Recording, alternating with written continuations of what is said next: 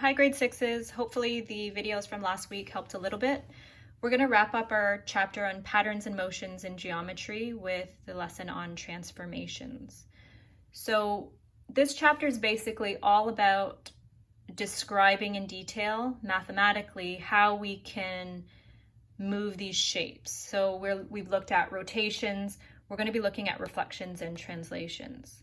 So just to recap about rotations, you have to make sure that you name, so if I'm asking you to move your shape from here to here as a rotation, you have to make sure that you mention all these things, such as naming the angle, naming the direction, counterclockwise or clockwise, and mentioning the center of rotation. So if I were to make this my center of rotation, I would have to make sure that I'm moving it from that point. Okay, so please remember those few details.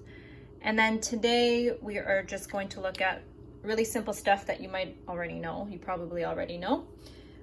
Reflection. So reflection, just like a mirror reflection, this is my line of reflection right here. And if I ask you to make a reflection of that shape, you would just be flipping. It's just like a mirror image. Okay, if we were at school, we would use those red mirror things that would allow us to be able to draw them accurately and to help visualize them a bit more. Then we have translations.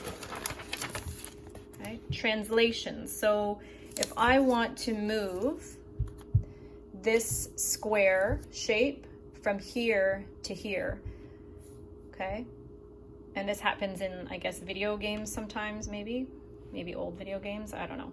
But anyway, if I were to move from here to here, how many units would I have to move to the right? So we would talk about this as translating the shape 1, 2, 3, 4, 5, 6, 7, 8, 9 units, 9 square units to the right. And I'm just going to flip this up so you can see the arrows that I just drew in, just so you could see the number of spaces moved to the right. And then I have another example on the bottom, just in case that wasn't clear.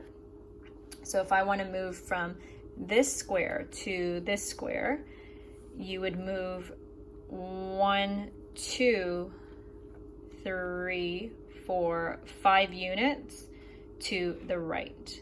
So this here is a translation. And when you are doing this type of question, you would basically just answer it like I have here, translates 9 units to the right, or translates 5 units to the right. And that's it. So other directions that you can go are up, down, left, right. You've done this before. Anyway, that's a recap. So the 3 transformations, rotations. Remember all the examples I've given you, 2 reflections, and 3 translations.